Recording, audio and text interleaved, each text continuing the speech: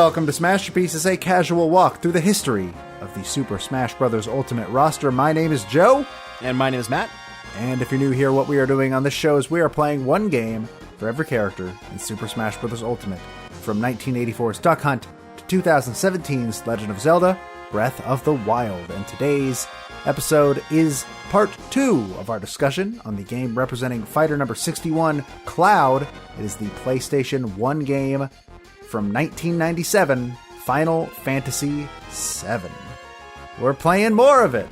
Yeah, so we kicked off with an introduction to one of the most iconic villains of all time. Yeah, he's absolutely up there. I was certain there was no way that we would come out of this being fans of Sephiroth, because it would be like, oh man, he's so overhyped. Like, well, see, so here's the thing. I talked about this on my stream, and I think the reason he's overhyped is simple, because he has a problem that no other Final Fantasy villain has ever had. He's hot. That's not. No. Have you seen Kefka? I'm over here getting criticized for saying that I think Kronya looks cool, and you're like, oh, have you seen Kefka? He's hot. He's in so much stuff. He's in a movie. He's in another Final Fantasy video game. He's in Kingdom Hearts. He's in all of the Dissidia games. He's in everything. If it's something having to do with Final Fantasy VII, they find a way to shoehorn him in. And if it's something to do with a crossover, he is like one of the has-to-be-there characters. He's in everything. And I think that's the main reason. And when he's in those other things, it's always like Kingdom Hearts. In Kingdom Hearts, it may shock you to know, he doesn't have the very complicated and complex motivations that he has in Final Fantasy VII. In Kingdom Hearts, he's just the darkness. I have to take Cloud to the darkness. I'm gonna take him to the darkness. And that's his entire motivation. And so, with so many different, instances that you could see him, and he's a completely fucking different character, it makes complete sense to me that we would come away from that world and be like, yeah, Sephiroth's overhyped. Not to mention, like you've said, he is considered one of the most iconic villains in video games, meaning he is talked about all the fucking time. So it's a whole set of unfortunate circumstances on his end, I think. Yeah. So back to my sentence. Yeah, go ahead. Sorry. I was certain that we were going to walk away from this like, he's not that great. He's overhyped. And when I got to the end of that section, I was like, Sephiroth's really cool. Like, that was a really good section. Hello, Wind. That was a really good section. Like, actually, Sephiroth's a really cool and well-established villain from the get-go, I think. I think that you don't really see JRPG villains come in so early in the plot and be so impactful and well-written and compelling like Sephiroth is. And I was kind of blown away. 'Cause, Final Fantasy VII rightfully gets a lot of credit for doing so many things before any other JRPGs did. And this is a case where it did something that they're still really not doing. Yeah, I'm currently playing Final Fantasy X, and the main villain of that game, Seymour, is trash. His plan doesn't make sense. His character is boring as hell, and he looks stupid. So Sephiroth is a nice welcome change to that.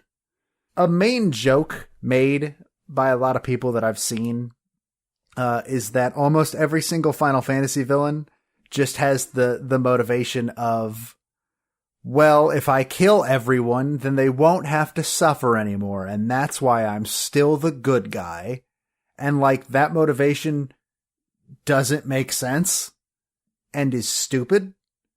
And Sephiroth is just like, humans have fucked all this up. I get it now.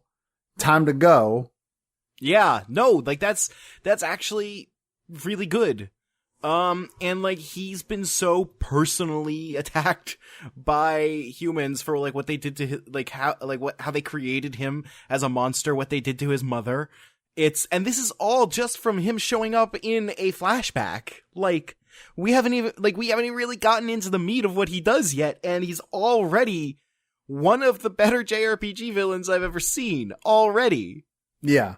It's kind of amazing, and I really like it. That flashback, by the way, I really like the mechanic of, did you do this? You decide. And I'm sure that, like, affects something later on. Mechanically, the flashback was really good in that it like the entire time it was a story that Cloud was telling, and they leaned into that. There was even times where, like, if you tried to leave and go somewhere else, then, like, Barrett was like, Cloud, stop wasting our time. My favorite was when you walk into Tifa's house and she's like, Cloud, did you enter my house? He's like, I thought you were home. And then you go into a room, it's like, Cloud, did you go into my room? It's like, yeah. And then you walk over to her dresser and you, like, pick up her underwear and she's like, Cloud, what the hell? And you have the option of being like, no, I didn't actually do that. Or, look, I mean, you caught me.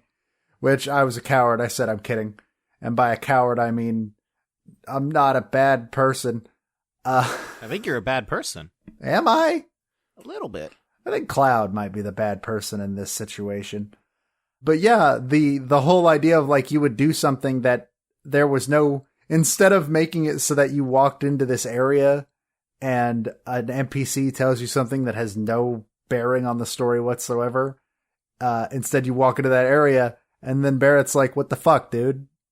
Move on with the story. Or Cloud's like, I didn't do that. Why am I here? I thought it was a very interesting way to handle a flashback. Can't say I've ever seen a game do it that way before or since. But then we left that village, where some mysteries were put on the table, such as what actually happened when Nibelheim burned down. Mm-hmm. Because we still don't know, and Tifa sure seems like she has some questions that she's just not asking. And I'm kind of dying to know what those questions are, because I have no idea. Yeah. Well, it's a scene that, like, oh, we just don't really know how that ended. They should be dead. Why aren't they? And they also don't know how that ended. That's what makes it even more interesting, is Tifa and Cloud don't seem to have any idea how they're not dead. It's not just the player. Because even Cloud is like, Sephiroth absolutely could have killed me. How am I still standing here? Yeah. The flashback is just really good. Speaking of, I didn't expect during that flashback to get into a combat sequence where Sephiroth is your party member. I feel like I knew about that.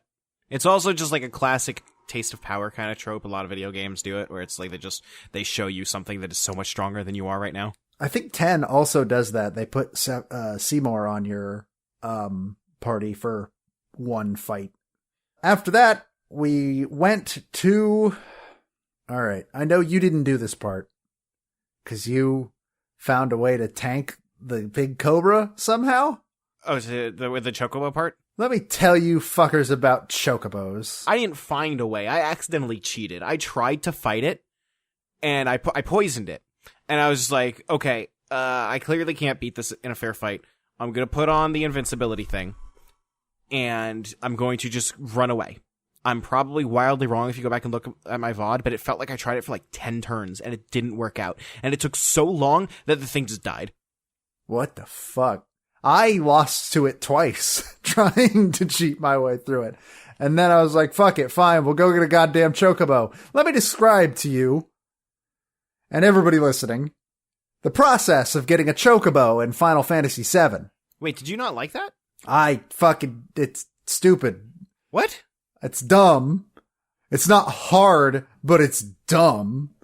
What you're supposed to do is you walk onto this farm, and there are some Chocobo at a pasture, and you go talk to this kid in the barn, and you're like, hey, I want to rent a Chocobo. And he's like, we don't got any. And you're like, fuck you. There's, like, I just walked past 7 Chocobo to get into this barn. He's like, those are somebody else's. And then you threaten to fight the kid. At least I did, physically, not Cloud. I did. And he's like, all right, here's what you gotta do. You gotta go out to this field, and you gotta run around in these, in the giant Chocobo tracks that were apparently left by Chocobozilla. And, Eventually, a Chocobo will show up. But hey, if you don't have these greens that we sell because we're running a fucking grift, then the Chocobo won't stick around. And so what you gotta do is you gotta encounter a Chocobo, but you don't encounter them alone, you encounter them with monsters, and you gotta throw the greens onto the Chocobo's feet, and then you gotta kill the monsters before the Chocobo's done eating, otherwise the Chocobo will run away. And even the more expensive greens you buy, the longer the Chocobo will be eating. But even the most expensive greens will still only last about 5 attacks, maybe. So you better fucking hope you kill all those monsters in 5 attacks or less. And you better hope there are more than 2. Because then, you're just screwed. And then you get a Chocobo, and then you get to run it, and then you get to run at a Chocobo. They're running a grift. I was scammed. I earned that Gil Farron square. It feels to me like you just sat down and said, okay, let me tell you how you get to the end of Mario 64. You have to go through like 12 different worlds and get several stars from each of them, and it adds up to a total of 70. 70 whole stars. I had to walk past Chocobos to get into that room where he taught me how to catch a Chocobo. That's kind of how I feel about what you're saying to me right now. Like, you're describing everything factually, but you're describing it in a way that it just, like, you clearly had a terrible time with it, and I don't understand why. 'Cause I didn't have any problems. Oh, I never said I was having a terrible time with it. I said that it's a scam. They're scamming me. I mean, were you gonna go back there and give those Chocobos back? No. I mean, yeah, probably. Chocobos are probably trained to run back. That's how I've always pictured it. I mean, they've only got like 3 Chocobos. They need them. They weren't even theirs, apparently. Said they were out of Chocobo. They're literally in the Chocobo renting business. They say that. Well, yeah. He tells you to go, the dad tells you to go to the barn and talk to the son and be like, hey, I need a Chocobo. And then the son is like, we're out. Okay, let me ask you a question. If you're running a car rental shop, and you're out of rentals, are you going to accept someone walking up to the counter? Out of rentals! No! Are you going to accept someone walking up to the counter, pointing at your car, and saying, what do you mean you're all out? There's a car right there. I walked past 3 Chocobo. The dad apparently didn't know they were out. Yeah, there's 3 people there. Each one needs their own car. They're not riding the Chocobos. They're home. What are they? They need to go to the grocery store. You're home right now. Where's your car? They're on a farm. They don't need to go to the grocery store. If it really gets bad, they can kill one of the Chocobos. I'm sure they're delicious. I'm right about this. You're really not. I'll die on this fucking hill. Anyways, I got a Chocobo and I made it past the big snake thingy, and then it said, like, Sephiroth already killed one. Fuck you. And then I walked into a cave. So yeah, Golden Saucer.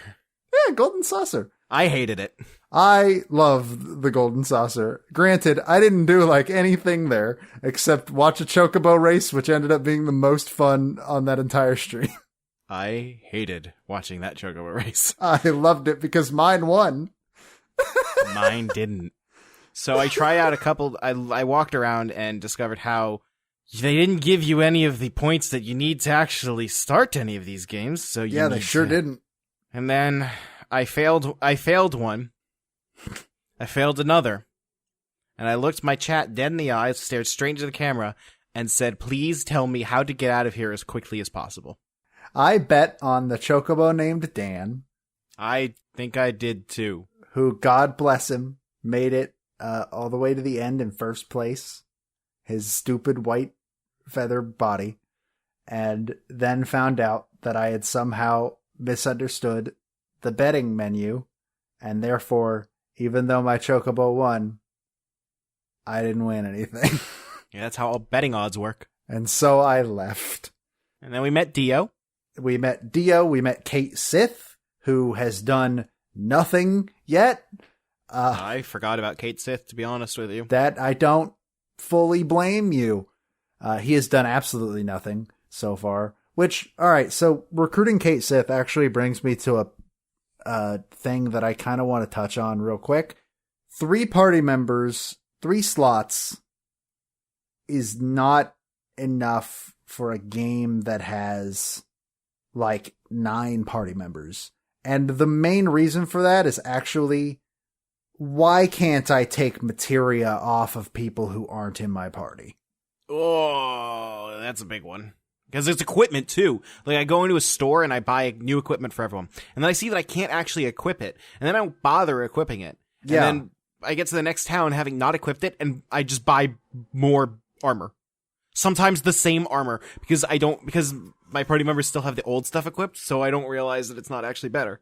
Yeah, that's what really breaks it for me, is the fact that you can't, like, interact with what's equipped on any of the inactive party members at any point without putting them into your party and then taking them all off. And materia especially, it becomes a huge problem with materia, because if I was an idiot like I was in Cosmo Canyon and walked into the undead dungeon without Aerith having her healing magic, then if I was able to, like, take the materia off of Aerith and put it on, like, Red 13, that wouldn't be a problem. And also, it's like you said, I also had the same problem where I bought a weapon for Yuffie and a weapon for Barret, but Yuffie and Barret aren't in my party, so I can't actually equip them with those weapons that I bought. And by the time I was able to equip them, I had forgotten that I had those new weapons.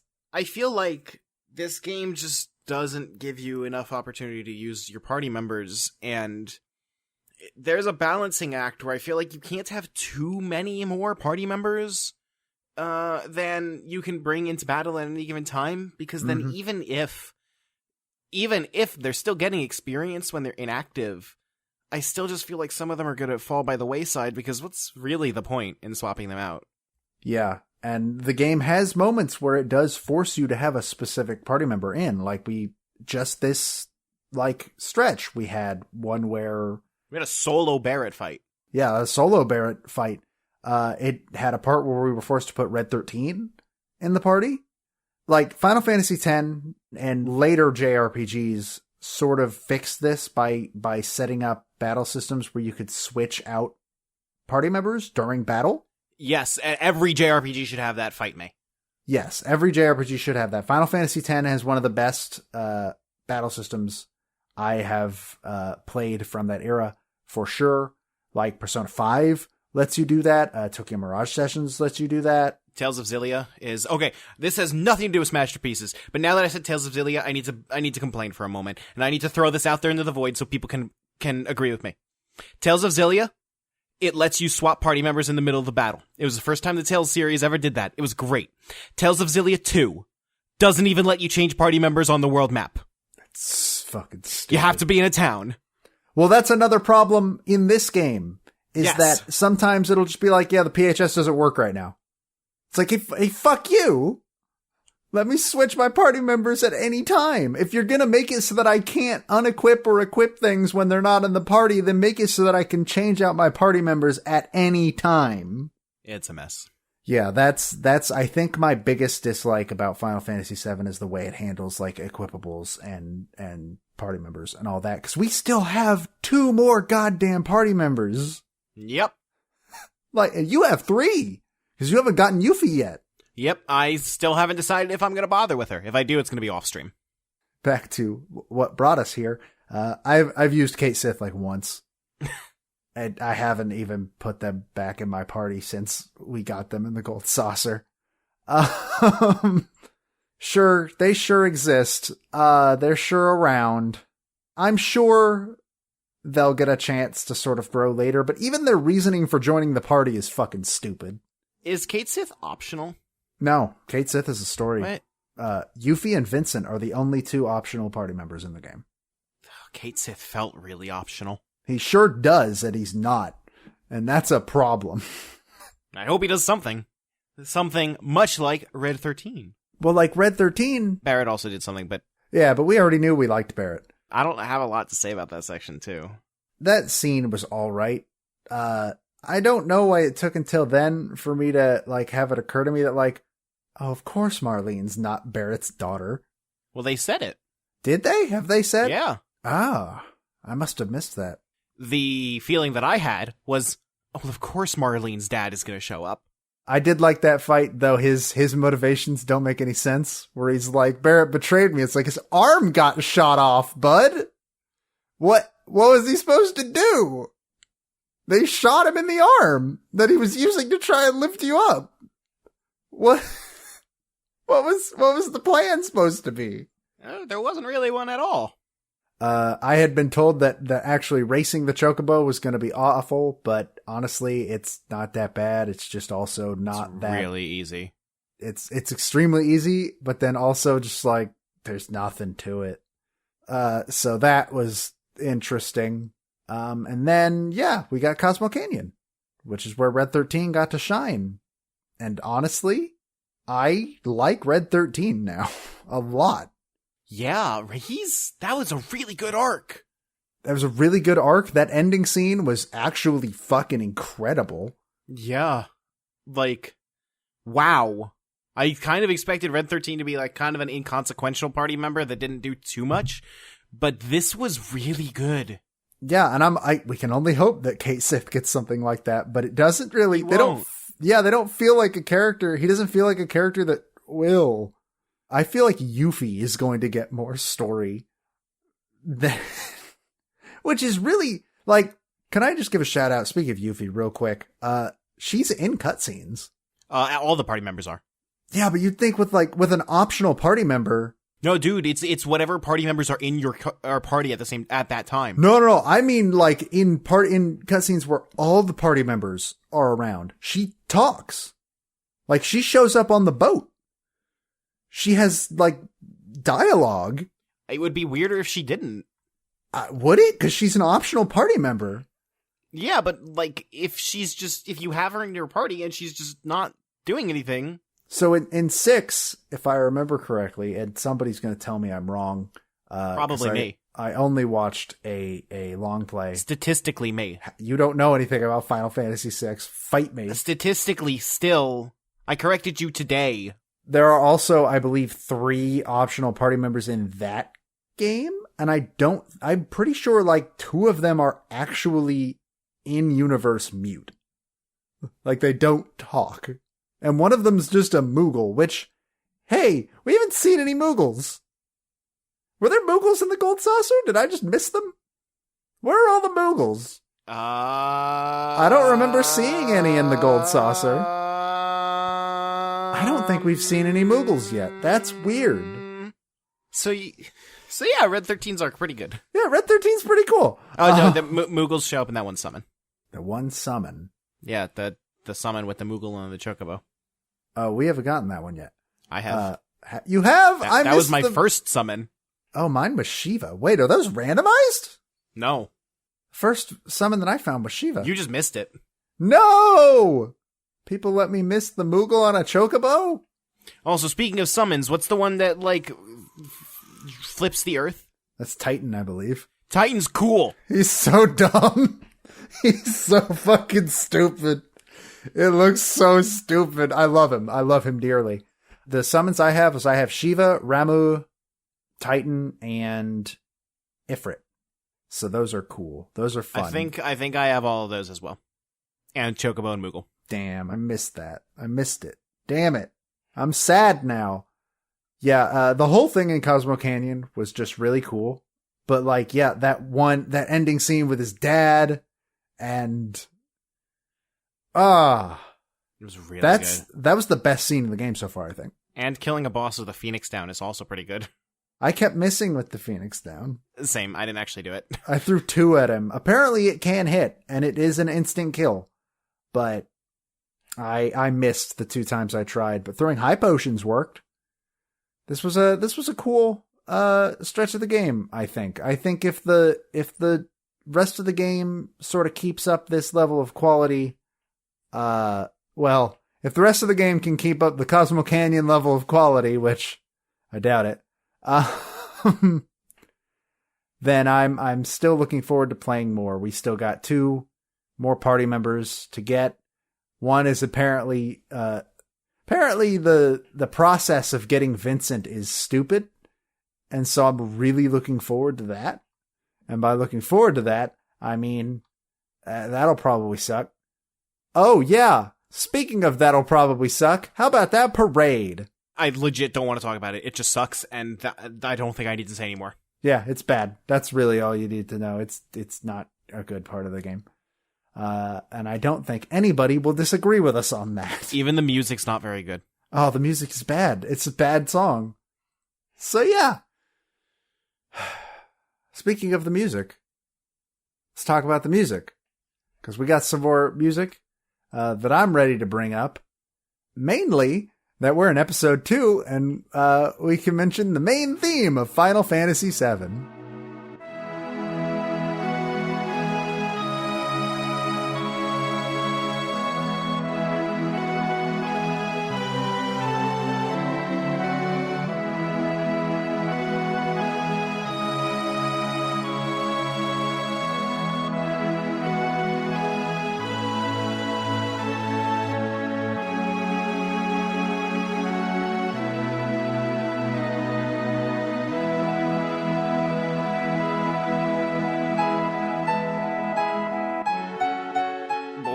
What a time to mention the main theme. 6 hours into the game is the first time you hear it. Is number 24 on the track list. Yeah, so that's cool. It's a good song. It's the main map song, and it's a good thing that it's like 6.5 minutes long, because you're on that world map for a while. I think you get a different theme when you get an airship, but I have absolutely no idea how far away we are from airship. I'm going to assume quite a ways. Getting an airship, in my experience, or at least as far as I'm aware, is like, all right, go clean up the map time. So who knows? Maybe I'm wrong. I think it's very late. Yeah, I would imagine getting an airship is going to be pretty late. Though it might be when we meet Sid. Though again, I don't know when that is, so we'll find out. I think it's soon, but I'm not entirely sure how soon. I really like Electric Day Chocobo.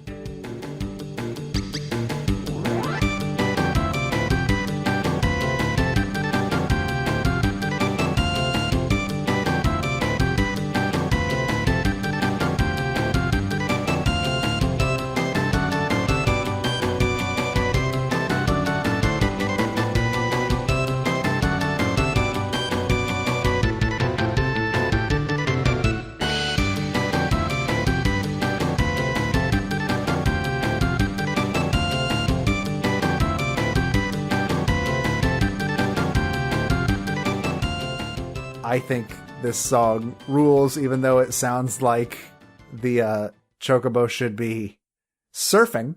Sounds like the title screen theme for Monster Prom. Kind of, yeah. It kind of does.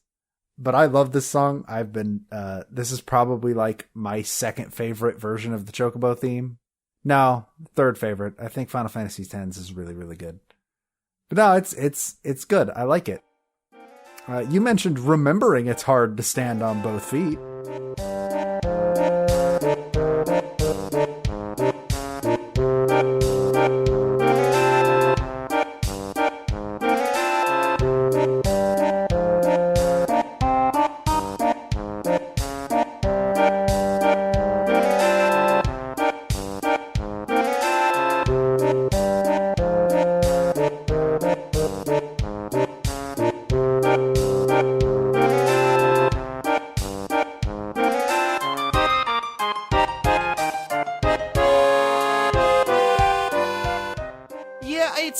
It fits the area.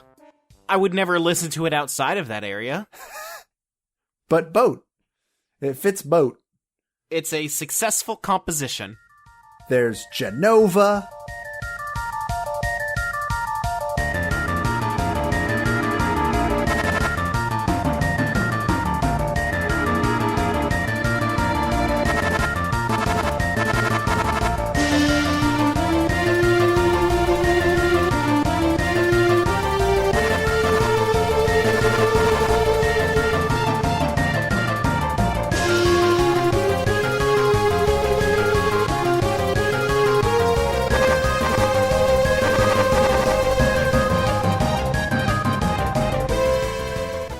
I really like the beginning part, especially. I really like because it kind of sounds like stars falling out of the sky. That's what it's always reminded me of, which I know enough about Sephiroth's endgame to know that's kind of accurate, but not really. I don't know why, but I don't feel like it's that special. It just feels like a JRPG song.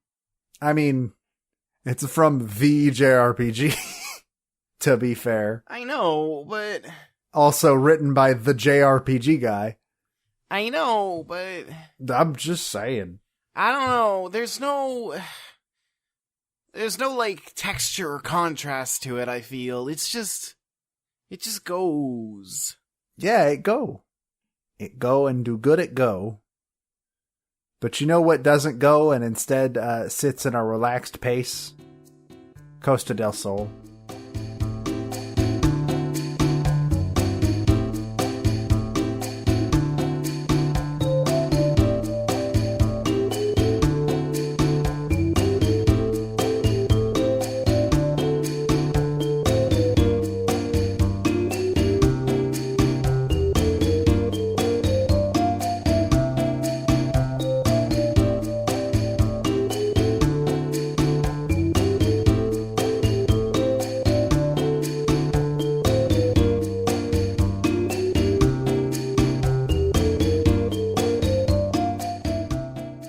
Summers. It is actually legitimately Summers. It's literally just Summers. I keep calling it Summers because I don't remember the real name. Yes, it's Costa del Sol. You don't need to tell me. Those songs sound so fucking similar. But I like this song. It's very relaxing. And I like the bass. I really like the bass part. But you know what song I like the most, which might be one of my favorite songs in the game? Oh, is it the song that I really like despite hating the area? Yeah, I like Gold Saucer a lot.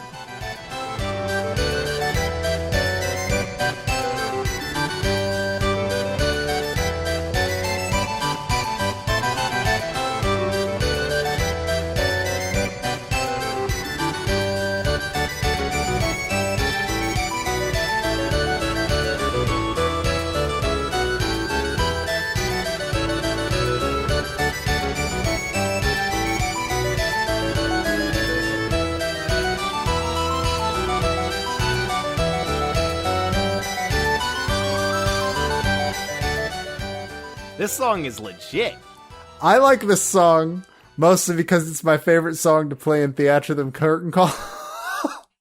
Like in the entire game. But also it's a really good song. It is it feels like a carnival and it nails the theme so well. And God, it's good. I love this song. It's great. I love it. It makes me very happy. Hold on. I got like 3 more I want to mention. One being Cosmo Canyon.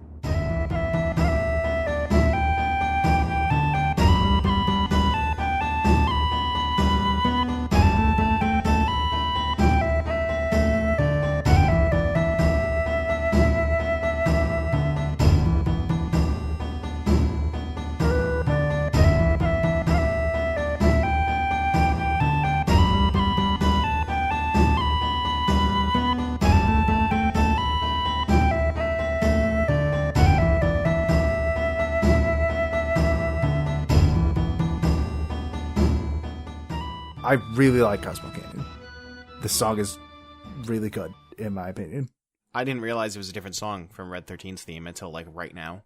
It's very similar to Red 13's song. I think they're supposed to have a similar sort of feel to them. For sure. But this song is just, I don't know, like the heavy drums and then like the pan flute. Oh, it's so good. Might not be a pan flute. I don't know. I don't know instruments. But speaking of the really good Red 13 song, The Great Warrior.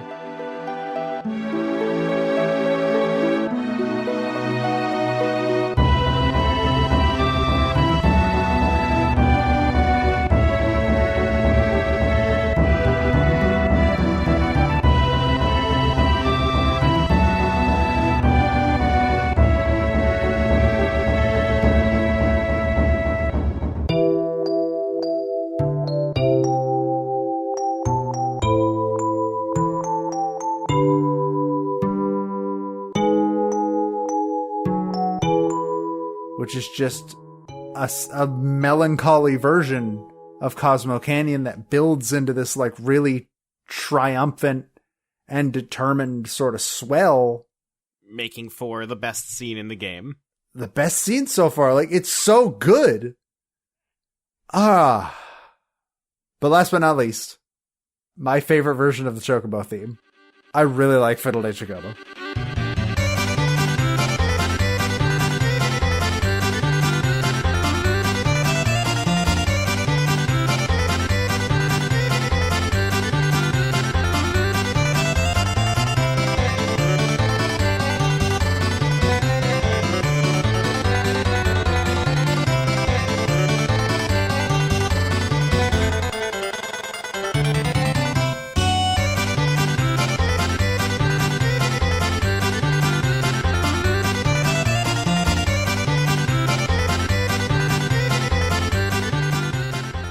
Yes, it's just the race theme from Ocarina of Time, even though it predates that by a year.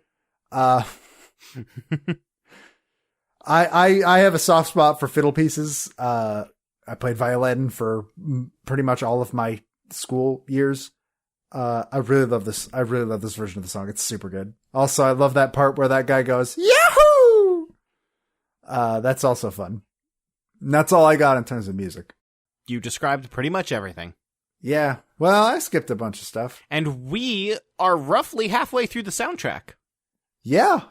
Which means we're halfway through the game, right? No. Yeah, no, we're not even close. Not even fucking close to halfway through the game. We were halfway through Mario 64's soundtrack in the first world. So yeah. I'm looking forward to more Final Fantasy VII. Yeah, it's going pretty well.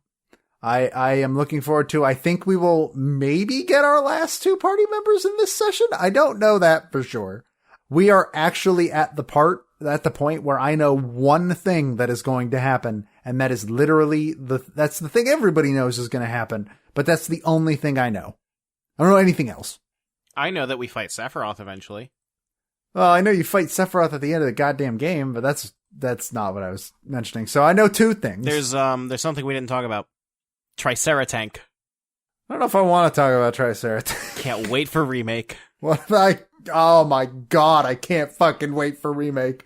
Can't wait for remake for that and the house. I want to see the house in remake. If that's not in remake, I'm going to be pissed. If that is not in remake, I am walking to Japan and physically handing my copy of remake to Tetsuya Nomura for a refund. Patch it now. My copy only. No, for a refund. Anyways, so we've played what I assume is going to be part 1 and 2. No, we haven't played part 2 yet, as far as we know. There's no real indication for how long part 2 is going to be. Yeah, we got no clue. But yeah, it's been cool. What if part 2 is just the rest of the game? What if we just ground zeros it? Holy shit, that would be incredible. Square, if you're listening to this, even though you're not, do that. I don't really have anything else to bring up outside of I'm looking forward to meeting Sid, because I've only ever met him in Kingdom Hearts, where he's like a hacker man who sells gummy ship parts. Kingdom Hearts is weird. I'm looking forward to recruiting Vincent, who was so popular, he got a spin-off game that is considered one of the worst pieces of Final Fantasy VII media that exists. And with that, you can follow us on Twitter or Facebook at Smashterpieces. Twitter is the active one. Send me a message on Twitter what I should name Yuffie, because I'm probably going to recruit her off stream. Yeah, you should name her Goku. What? And yeah, you can follow us on Twitter or Facebook at Smashterpieces. You are streaming on the Nintendo World Report Twitch channel, which is twitch.tv/Nintendo World Report. You go on Thursdays, usually around 6 EST, correct? Am I right? Or is it 5 EST? It's whenever I finish work. I work from home on Thursday, and it's just whenever I finish work, I start streaming. Meanwhile, I'm also going like once a week, every week, though mine is less set on a day. It's either going to be Friday, Saturday, or Sunday, depending on my schedule. And you can find my streams at twitch.tv/Detective Dobaga. So that's cool.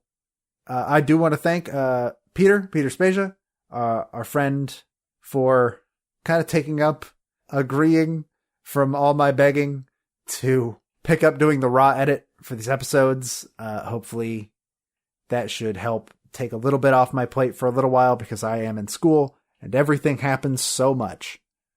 With that, I don't think there's anything else. You can find us on Nintendo World Report or at our website on anondino.squarespace.com, where you, either one of those places, you can find a link to our full list of games, none of which we will be playing pretty much for the rest of the year, except for Final Fantasy VII, and possibly like a small chunk of next year too. Probably. With that, my name is Joe. And my name is Matt. And we will see you next time for our continued discussion on Final Fantasy VII.